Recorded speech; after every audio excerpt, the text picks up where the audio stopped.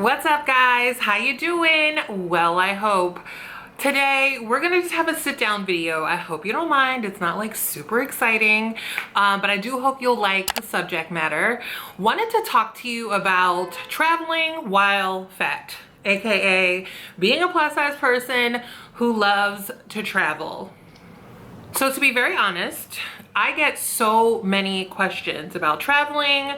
Sometimes I'll be doing something and then someone will say in my DMs or in the comments, is this plus size friendly?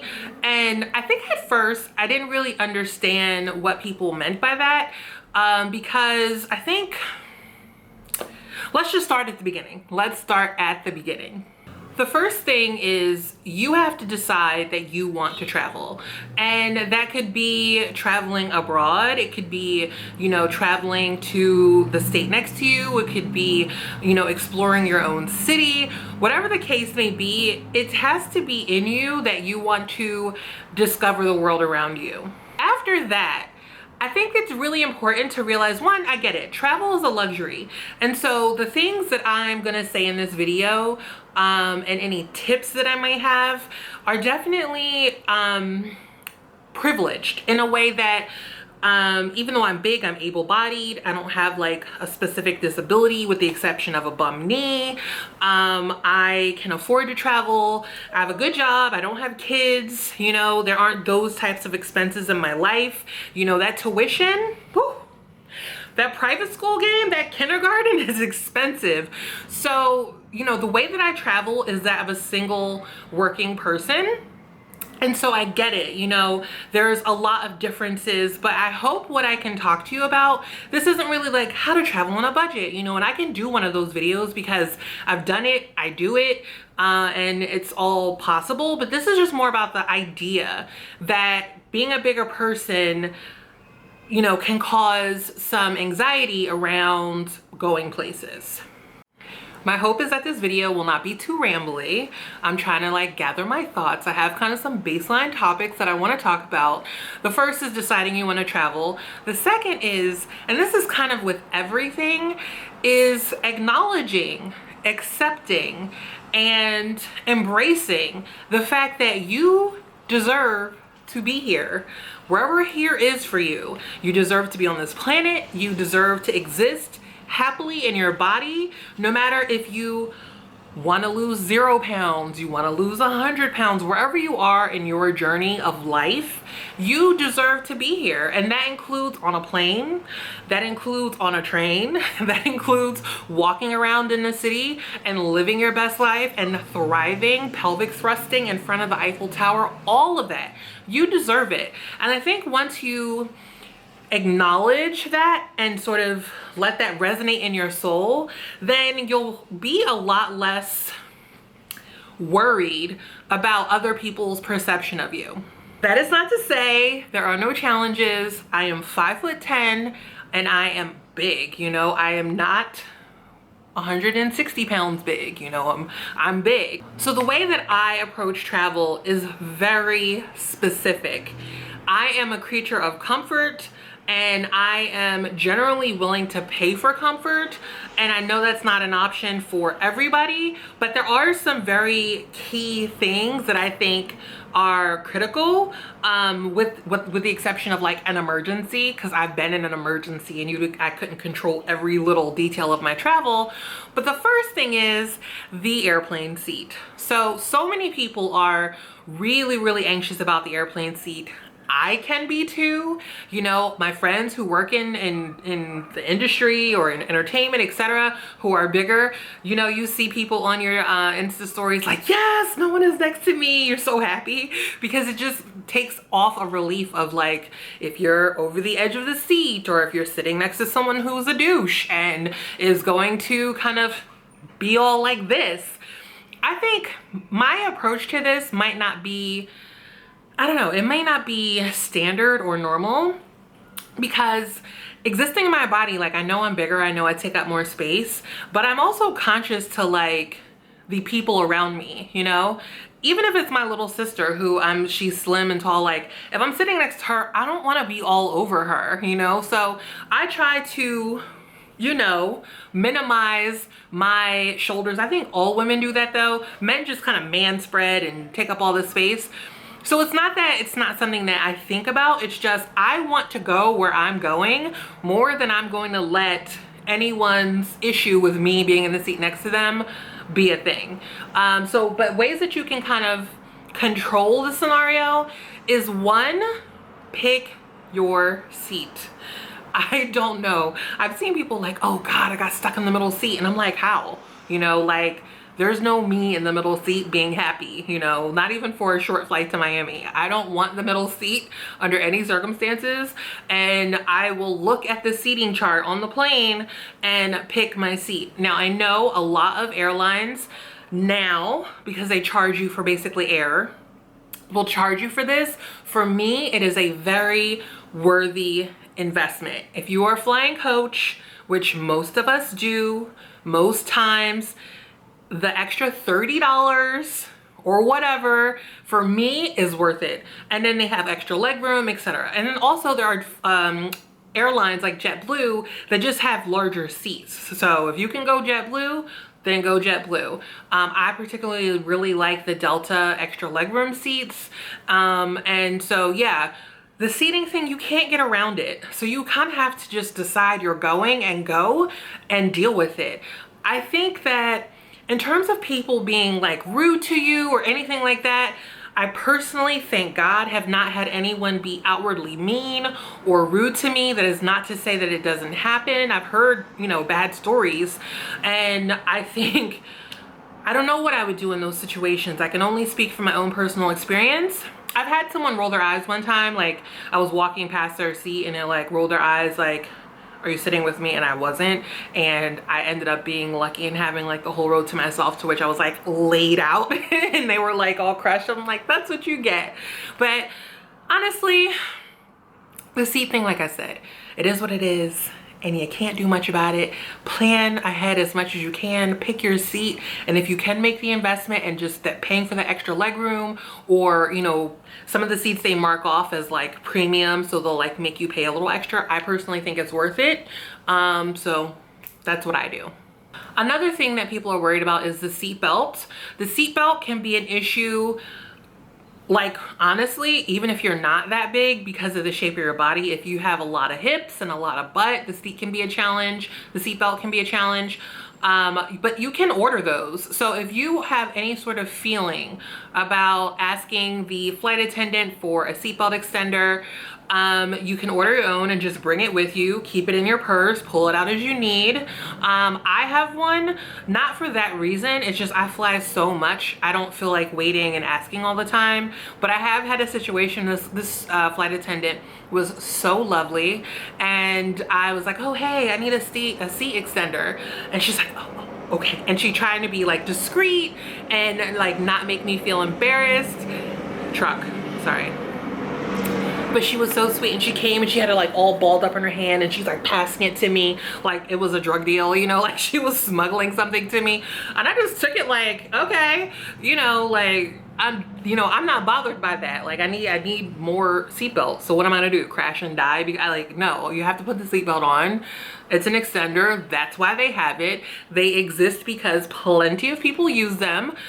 Even when the seatbelt, well, not currently, but you know, a year or two ago, when the seatbelt just fit me, I would get it anyway, because I generally like to kind of, depending on who's next to me or if I'm in business, I like to kind of stretch out and sit catty corner, or like, you know, cock myself around. So I would always get the seat extender just for comfort. So I'm not like, you know, stuffed in there. So those are most of the creature comforts. I will say that a tip that I can give if you travel often enough is to pick a dedicated airline. This isn't just a plus size tip. This is like bonus. If you're bigger, you're gonna get hooked up. Pick an airline and stick to it. Your dedication will pay off in the way of miles. And most of them have really good programs where if you're gold or above, you get automatic upgrades on domestic flights. And it's so worth it. Like, I commit to my airline, I rack up those points, and I fly so much that I have points. So I mostly fly business just because points. So yeah, I think that that is another tip. You know, don't just kind of hop on the cheapest flight, because in the end it always pays off more to just be with your airline. It's better to kind of move your dates around for the cheapest flight versus to look for different airlines, unless you have like a set date and it's kind of like your whole family's going and you can't move it around. I prefer to move my plans versus to move my airline. Another great option is to take a train. I take Amtrak all the time because I live in New York and my family's in Philly, and that's how I usually ride down. I'm dying to do one of those Amtrak trips where you go kind of cross country and they have those sleeper cars and these like beautiful views. They have the train and the whole side of the train is like a window and you're in these like epic places. My dream is to just take a train and go west and then hop off here and there to do like, I don't know. You know what I think of? I think of Pee Wee Herman's Big Adventures, where he's like in these tiny towns, like going to see the largest rubber band ball in I don't know, Idaho or something. So I definitely want to do that. So that's an option. The train to me though is not much cheaper than a airline in most cases. The train tickets aren't the cheapest. But I think if you have greater anxiety than what I talked about flying, or another kind of like health or physical issue that is beyond my very general conversation, the train is a great option. And then road trips, like shout out to road trips. It may seem like, oh, you know, I want to go to Bali. Like, hello, me too. I want to go here and there, but there are probably really dope spots around you that you can travel to, especially if you want to kind of just stick your pinky toe in the travel, you know, arena. You want to kind of just get out there and see how you feel, you know, your comfort level in whatever you may possibly be uncomfortable with. Definitely a good idea, and that is definitely affordable, and you can end up somewhere really cool. So once you have decided you want to go, you know that you're worthy of going, you got on the plane or the train or the automobile. Sometimes I'll, you know, see questions. That's what I get, the questions like, oh, is this plus size friendly, or how was it there? You know, did people make you feel uncomfortable? I think it's one of those things that we have to circle back to kind of point to, which is like, you deserve to be here.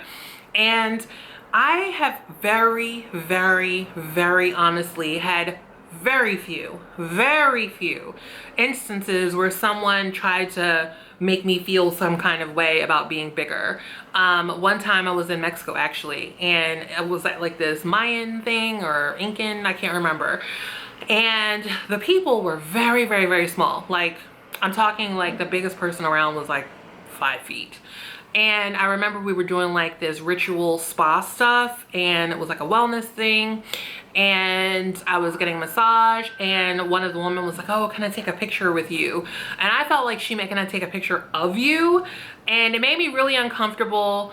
And it was one of those situations where I should have been firmer, but I think I was just caught so off guard. But that stuck out to me as one of those moments where you have to own and be accountable for how you react to how someone may treat you or make you feel. And I should have like, I should have kind of got with her a little bit, and I didn't. So that was something. And then honestly, I can't really remember much else. I will say though, I do have kind of like, I really want to go to Asia, and I have a lot of anxiety around it. I'm going to go. I'm currently like, but what I want to do in Asia is so physical. Like I kind of have to train for it a little bit. Like I need to get in better shape than I'm currently in. Like I'm normally swimming all the time and it's like super active. So I need to kind of shake off my lazy season. But I have heard horror stories about friends traveling in Asia where everyone is just constantly, like it's a super fat phobic society, continent wide. I know Asia is more than one country, but I'm talking about in Thailand, in Japan, in just all over the Far East. People kind of telling me stories. Also the black thing, friend of mine who's not plus was just talking about how like people were following her around and like taking pictures. And I feel like it, you know, she was like, yeah, you know, I felt like it was kind of like They'd never seen a brown person, so they were kind of excited, but you know, it translates into being stared at and feeling sort of picked on. And I'm just like, I can't really fly 48 hours to feel abused. Like, that's just not where I am in my mind. So even I, you know, not that I'm anything special, but I'm just saying, even I have certain anxiety about certain places where I've heard really nutty things. There's Mr. Softy, you know, shout out to the ice cream truck. But I'll say that more often than not, I have not had any issues. And if I can't remember, you know, it was nothing. Like, I really can't remember any instances of feeling any kind of way. I've heard people say, like in Paris, because you know, Paris is also kind of a very fat phobic city, that they felt sort of stared at or whatever. I'm too busy, like, this is the most beautiful city in the world, or one of. I'm too busy looking around, having my good old time with my baguette and my cafe au laits and just being so hyped to be there. I never noticed anyone giving me any kind of dirty looks or anything like that outside of the normal sort of stoic French normal face position, their resting French face, you know? So I think I felt more like ostracized in France just for being American versus being fat. So there's that. So I hope that this was helpful in some way. I want to do more travel videos where we can kind of talk more in depth, and I'll definitely maybe do a Q&A where we can talk a little bit more in depth about specific questions you may have. But when I say, oh, I'm going to talk about travel, you know, do a Q&A, the biggest question I get is like, oh, how is it to travel when you're plus size? And I'm like, fine. For the most part, I personally care about my comfort, care about, you know, those sorts of things. And I think I don't know how to drive this point home. I just hope this isn't too rambly, and I hope that you really get it.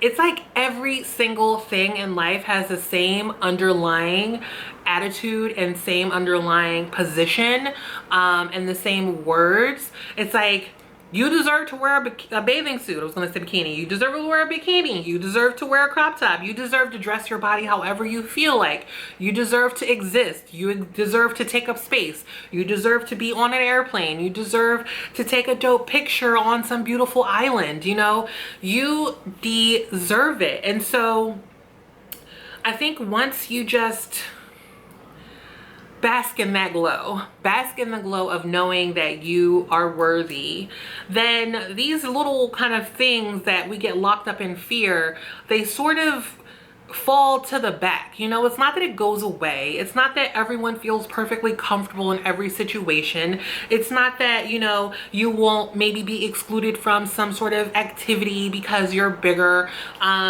I was at a spa thing recently, and I really wanted to try this like leg wrap thing they had, but the leg wraps were small, so it didn't zip up my thigh. Does that like crush my soul and make me want to go home and never go to a spa again? I just did something else, you know? It's kind of like, you kind of have to accept that everything is not built for you. It's kind of like if you're 6'6", right? And a lot of you guys are like, oh, tall girls unite. When you're 6'6", you might not fit into some places. It's the same kind of thought. Like, you don't have to beat yourself up about it. And if you want to make a change in your life that, you know, changes that situation, then do it. And if not, then you have to kind of say, okay, the leg wrap thing didn't work for me, and that's okay. I want to try something else. It shouldn't shut you down from trying. It shouldn't shut you down. For those of you who really, really are passionate about seeing the world, even if it's just going to a beach you've never been to before, or seeing some cool city. You know, I always am inspired to travel by things that I've seen on TV when I was a kid. I always wanted to go to Montana, and I'm so blessed that I got to go. I've always wanted to go, you know, to the Caribbean, because I grew up looking at in Philadelphia, you know, in a beachless area, thinking, dang, you know, I'm like a little kid watching 90210, and I'm like, they just go to the beach after school? Is that a thing, you know? So I think that's why I love the Caribbean so much, to be honest. And also, hello, the food, the people, everything's dope. Flavor. But yeah, so I hope this was a good chat, at least a part 1. Like, we can definitely have a part 2. If you have specific questions, please leave them in the comments below, because I would love to answer specific questions. I addressed kind of like the top line things that have been brought up to me, which is how do you mentally prepare? And it's kind of like you say, screw you, I'm going where I want to go. And then the airplane seat, and it's kind of like you pick your seat, you rack up the miles, and you buy your own seatbelt extender, or you ask for one. And then, you know, once you get somewhere, kind of people's perception, screw them. We're all here to have a good time. And I think another thing that is kind of, I don't know, maybe in the back of my mind, I do it subconsciously, but now that I'm talking to you guys about it, it's a little bit in the front of my mind, is having a very like open and sunny disposition. It makes it a hell of a lot harder for someone to kind of crap on you, I think. Usually when I interact with strangers, I mean, I'm naturally sort of upbeat, or I've been called bubbly. You know, I think that kind of diffuses a lot of stuff, and it's not something that I put on, it's in my spirit. I'm just naturally like this person. But I do think that some of the stories that I've heard, which could have easily happened to me, because it's not like I'm so much smaller than the friend that it happened to. It's not that. I think I've just been very blessed in people kind of getting what I'm putting out and giving it back to me. So I don't know if that's a thing, but let's just call it a thing. Anyway, I really hope you enjoyed this video. I hope it was helpful. I hope it was interesting, because I'm just sitting here, me and my plants, you know. And hello, I am wearing clothes. I realize now it looks crazy, but I'm wearing clothes, and I have my fun little, this is a cover up, but it's just so freaking bright and happy I had to put it on. So yeah, I'm just sitting here, you guys, chatting, and I hope you liked it. If you have not already subscribed to my channel, please do, because why not? I'm nice. Do it. Also, if you like this video, please give it a thumbs up, and definitely I need your feedback, because if I sit down and just chat to you guys, I hope it's like, you know, as entertaining or fun for you as me like running around New York City or traveling or trying on clothes and that sort of thing. So if you have any feedback or thoughts, I would love to hear from you. Hopefully you keep it positive.